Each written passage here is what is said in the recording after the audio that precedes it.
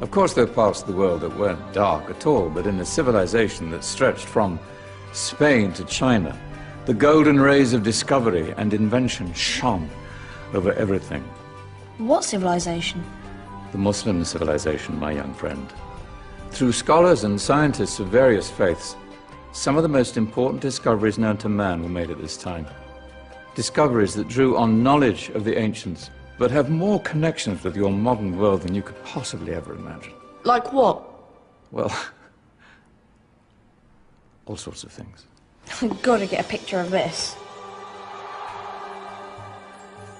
I knew it was a good idea. Who are you? Allow me to introduce Ibn al-Haytham, a great scientist whose ideas led to the invention of the camera. You invented the camera? I laid the foundations for modern cameras by explaining how our eyes work. I found a way of projecting an image onto another surface through a small hole in a dark room, later called camera obscura. Think of all the things that evolved from this discovery. Cameras, cinema, all share the same principle. Cool. Look out below! Who's that? That's my good friend, Abbas ibn Farnas, who gazed up to the heavens, passionate in his belief that man could fly. Whoa. Indeed, he dared to dream about flying 1,000 years before the Wright brothers.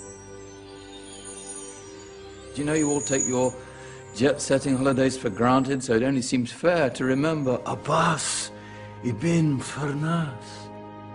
Stand by. I'm ready for takeoff.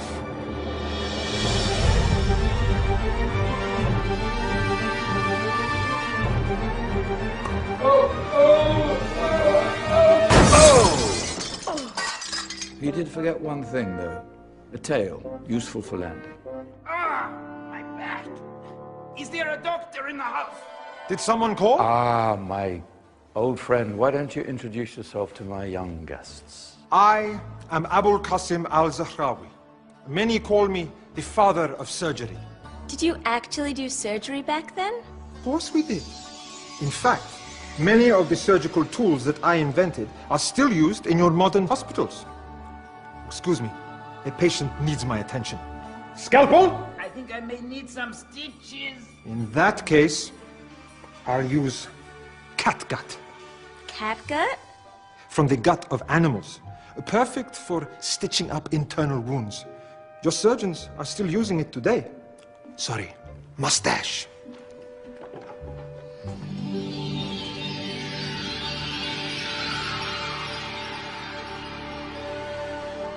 Who's she? That's Maryam al-Astrolabi, one of the many brilliant women of her time. She made sophisticated astrolabes. Astro what? Astrolabes. They show the sky and the stars on a small flat plate you can hold in your hand. Think of them as ancient calculating or timekeeping devices. Today you have your watch, your compass, satellite navigation, helping people and explorers travel the world. Science at its brilliant best. And all these things were developed during the Golden Ages. And that's just the tip of the iceberg. There were thousands of other inventions covering all areas of life, and in the years that followed, their influence spread across the whole of medieval Europe. So you see, it wasn't so dark after all. What about you? Me? What did you invent? Well, I don't want to be big-headed, but I made some groundbreaking advances in engineering. I suppose my most significant discovery converted rotary motion into linear motion using a crank and connecting rod. It's essential in pumps and engines. In fact, I've no idea how the Industrial Revolution could have happened hundreds of years later without such a device. Not that I ever get the credit I deserve. But my crowning glory was my amazing time-telling machine, my legendary elephant clock.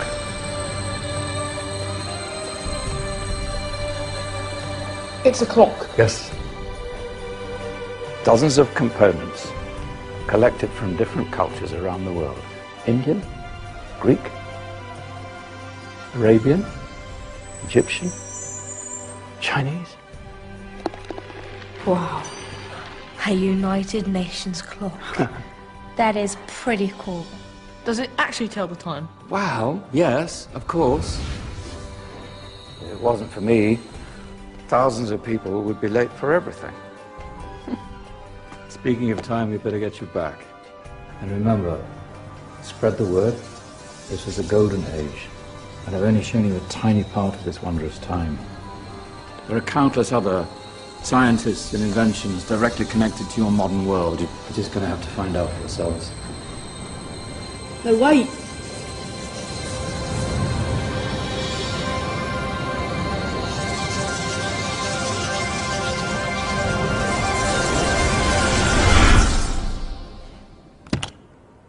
Whoa.